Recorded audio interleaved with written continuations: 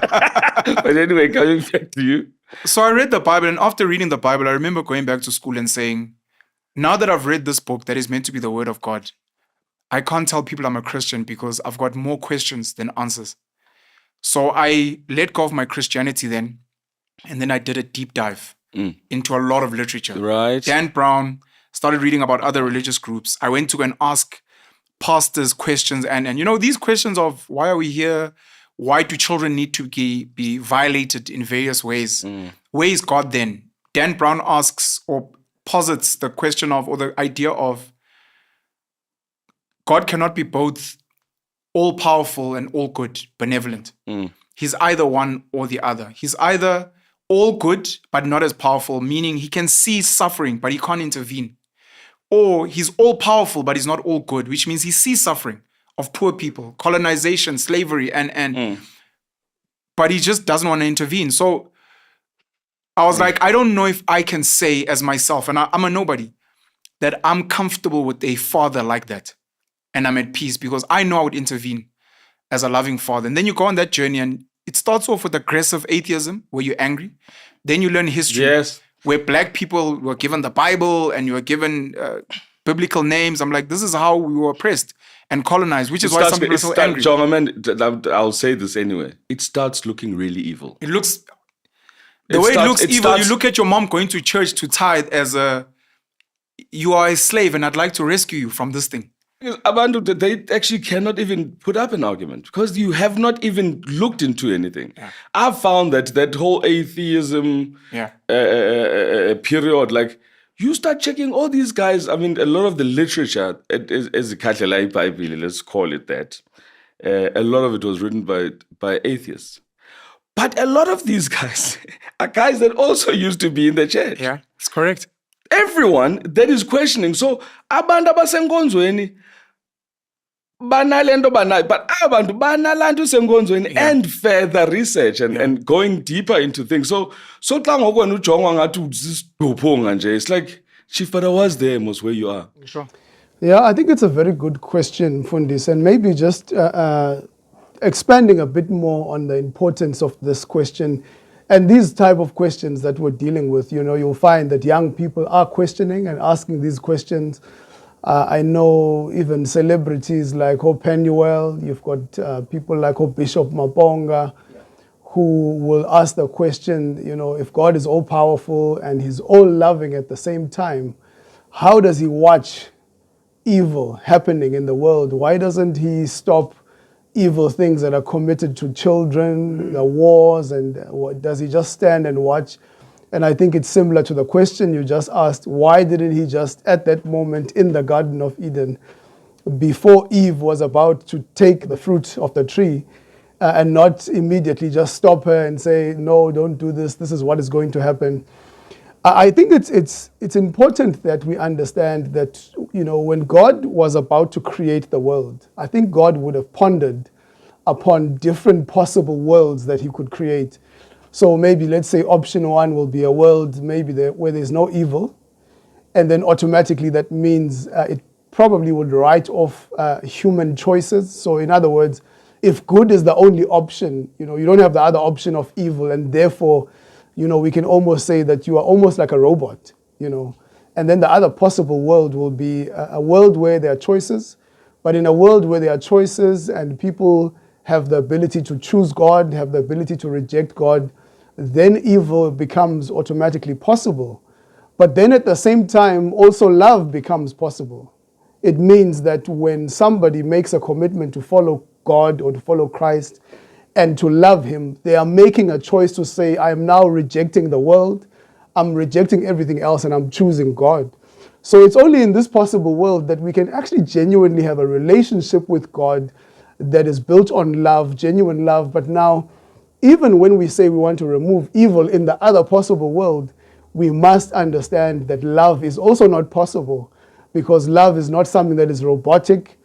Love is not something that is forced. I would assume that when you were getting married to your wife, you didn't hold a gun to her and say, you now have no choice.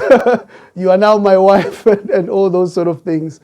So I think the simplest maybe answer to it would be to say that God would have looked at these possible worlds, and I think this is the only world that we live in where love is possible. But I think when we're asking for a world where there's no evil, maybe we're asking for a world where there's no human beings. Because really, evil originates from rebellion towards God. And all that rebellion actually points back to human beings. It is that depravity of human beings, really, that is behind all the evil that we see in the world. These are things that are not committed by God. And I think we are always very quick to want God to justify himself before us. But really, it's us that need to be justified before God. And the question is, how can we, as depraved human beings who are fallen, living lives that are in rebellion towards God, how can God look at us and actually be pleased with us? So really the question, we must turn this question around and say, when we look at the character of God, his power, when we look at his love for us, we want God to justify, why are you allowing this? God, answer to me. But it is actually us who need to answer to God. Very interesting indeed, and I'm sure we're going to dive deeper. And this Word and Well Time, joined by Pastor and Christian apologist Lwandiso Dlokweni, and we are chatting this afternoon about the problem that is evil and how the existence of evil and suffering can be reconciled with a good and powerful God. I know at times we struggle with that concept, especially when we're going through it, when we're going through the most, when we are in the thick of it. We ask the question, Kanti uphi, where are you? Why are you allowing this to happen?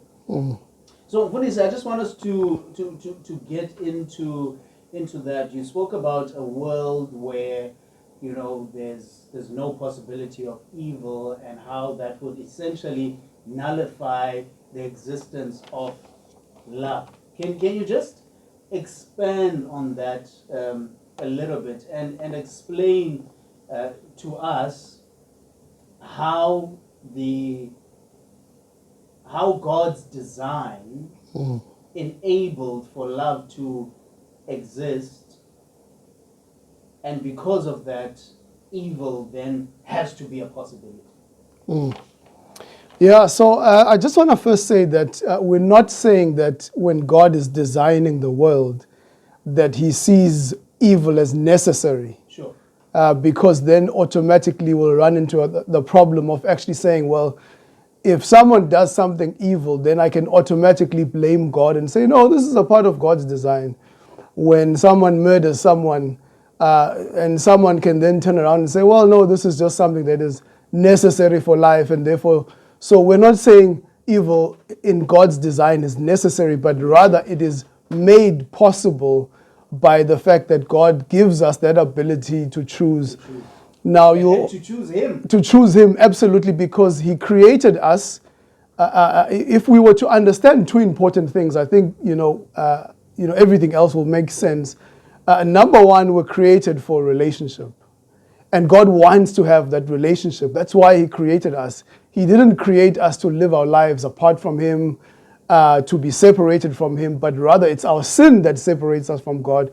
But God created us to be in a relationship with him. And that's why when he's asked by the Pharisees, which is the greatest commandment, he says, love the Lord your God with all your heart, your mind, and soul, and then says, love your neighbor as yourself. Now, in the other world, obviously, that is not possible. So you can't really, different from a dog or a cat, it just does what it does. It doesn't have this sort of ability to relate to God the way that we have that ability. So we're made in the image of God. This means that we're relational, we can relate to God, and so on. So I think that's very important that we understand, why God chooses this world rather than the other world that doesn't have evil.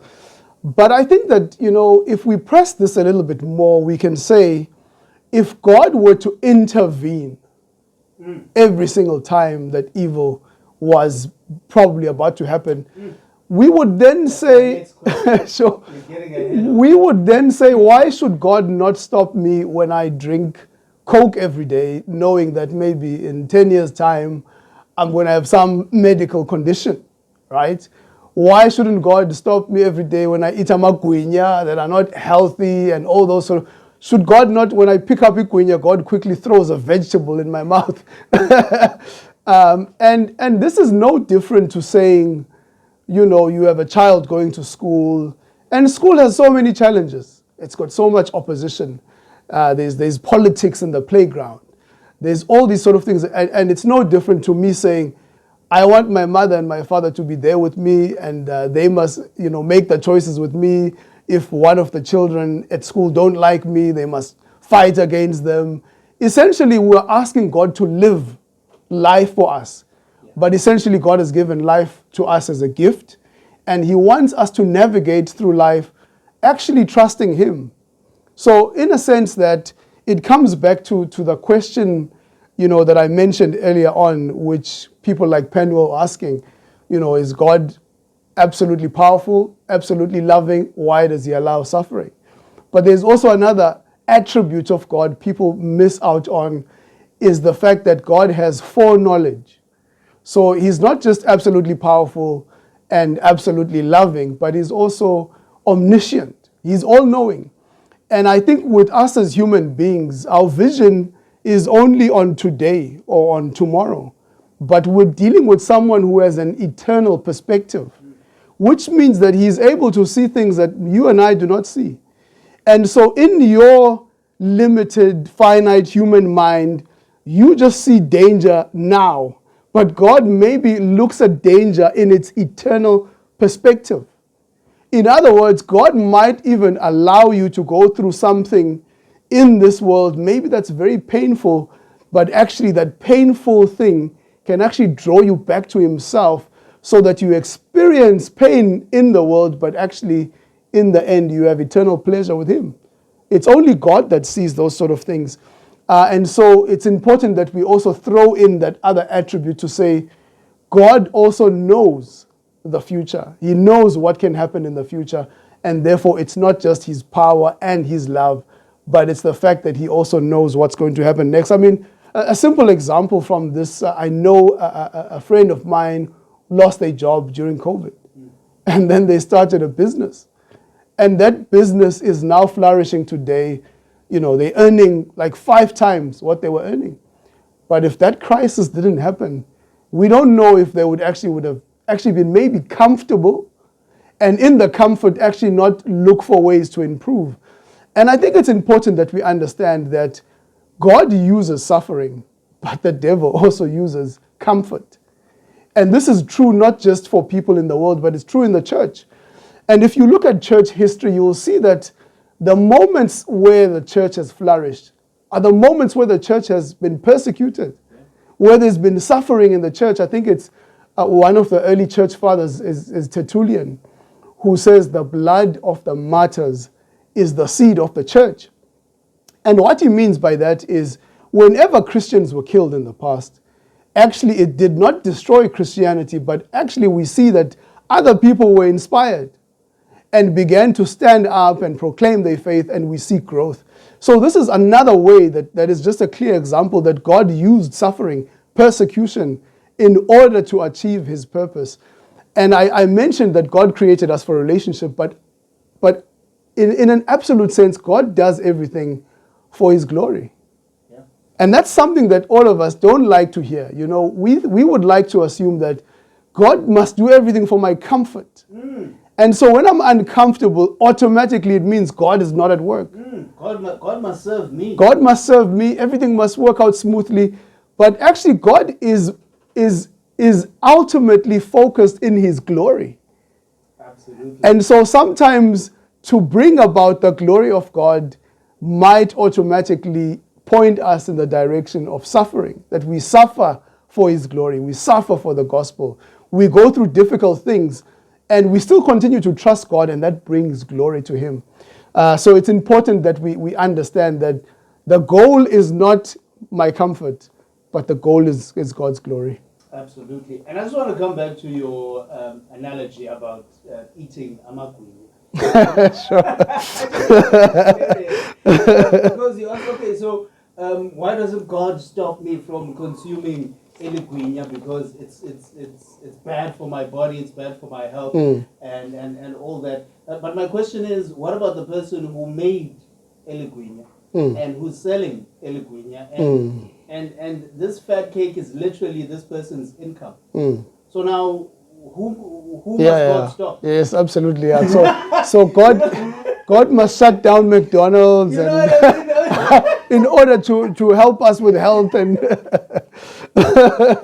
it's just not a plausible situation at all. You know? At some point, we have to take responsibility because He has given us that free will. Absolutely. So you get in touch via WhatsApp 072-942-9270. Currently, it's Blanca. Worthy word. Okay, not karaoke time.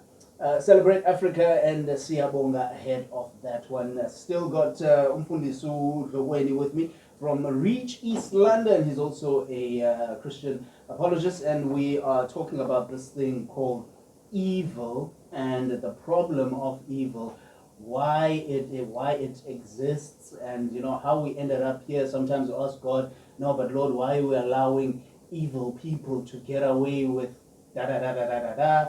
And sometimes, you know, it's even more personal than that. Why, Lord, I'm a good person. Why are you allowing me to go through A, B, C, D, and all of that? So we were chatting away off air, you know, Mnanomfundisi, and we spoke about the fact that, you know, we would do well to remember that we live in a fallen world. So the first place we should be identifying sin is within ourselves. Absolutely. We should humble ourselves enough to understand that as much as sin is a problem out there, it is just as much of a problem in here. Absolutely. With me. Isn't that right, Fundis? No, I think you've nailed it because I think all forms of evil in the world originate from the depravity of humanity. So even if we're talking about tornadoes and natural disasters, all of those things come after the fall of Adam and Eve. So that actually it is humanity that have actually led us to this point. And I think we would love to make this about God allowing this and allowing that, but really the problem is not always there. And I think that we would love to say evil is there, you know, it's in the government. We must change that political system, or, you know, that guy Hitler, or that guy, or, you know, and we love to see evil as something that is so far away. But actually, evil is something that is present in our lives. And we always like to sort of shift it and make it something that is distant. But it's important that we understand that it's not actually there, it's actually here. And actually we need to actually come before God and ask Him to help us to deal with the evil that is inside of our hearts. Because that's where all of these things that we see in the world, they actually start with me. And I think a lot of the times people want the world to change, but they are not willing to change. They're not willing to go to God to repent and to change, but rather they want everything to change everywhere else but except in my life. And I think when we're discussing this problem of evil, it's important that we bring it home. And I think C.S. Lewis, you know, he captures this thing so nicely. He says, God whispers to us in our pleasures, but then He shouts at us in our pains. It is His megaphone to arouse a deaf world. So whenever I see any form of evil, whether it's a flood, whether it's someone who gets murdered, I need to actually realize that sin is something that is serious and begin to reflect on my own life. Is where do I stand with God? Where do I stand before a holy God as a sinful person? What does God think about me? And so whenever we see evil in the world, the initial response must always be to actually think, what is God saying to me? Where do I stand? You know, because ultimately we have to account to God for our lives. So it's important that we bring this thing home and not just see it as something that is distant. Now, in wrapping up, Mfundisi, how does God use evil? Not that He initiates it, not that he desires or revels in it, but how does He and how can He use evil to ultimately bring glory to Himself? Absolutely. There are so many examples for us in the Bible of God using evil to accomplish good.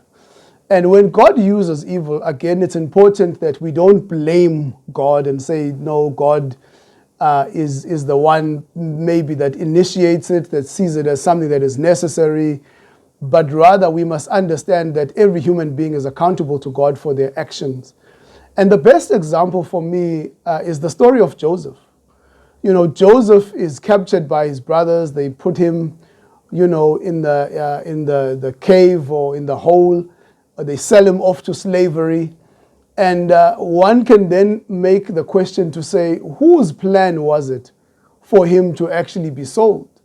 And one, we could say, yes, his brothers had evil hearts.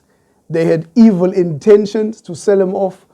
But at the same time, we can also see God's hand, because if they didn't actually sell him off, he wouldn't be able to actually accomplish the plan that God had for him in order to become, you know, someone who's second in command in Egypt, and then actually saving the very same people that actually sent him there. And that's a picture of what Christ has actually done for us. Because you'll recall that Joseph actually says that you intended it for harm, but God actually meant it for good. So for every evil intention that humanity has, God behind the scenes is always working all those sort of things to actually accomplish a greater purpose. That's what Romans chapter 8, 28 actually tells us, that in all things God is at work. So this means that when I look at my life, when I look at the pains and the struggles, and maybe the disappointments in my life, I must first understand that there's nothing that happens in my life by chance. Nothing happens by accident. There's no individual that's ever come into your life by accident. There's not even a difficult moment that you face that has happened by chance. But rather, even though these things are painful, and maybe even, you know, people would have betrayed us and disappointed us, but it's important that we understand that God is behind the scenes, and God using all those things to accomplish his greater purpose and also to bring glory to himself. You'll also recall in Romans chapter 8, verse 38 to 39, it says there's neither death, nor life, nor angel. There's nothing in this present world that can separate us from the love of God. So this means that a believer needs to actually find security in the love of God, to know that all these things can happen to you, but actually God is sovereign over every single thing that happens in the life of the believer. I think it's Charles Spurgeon who says the sovereignty of God is the pillow that the Christian must rest his head.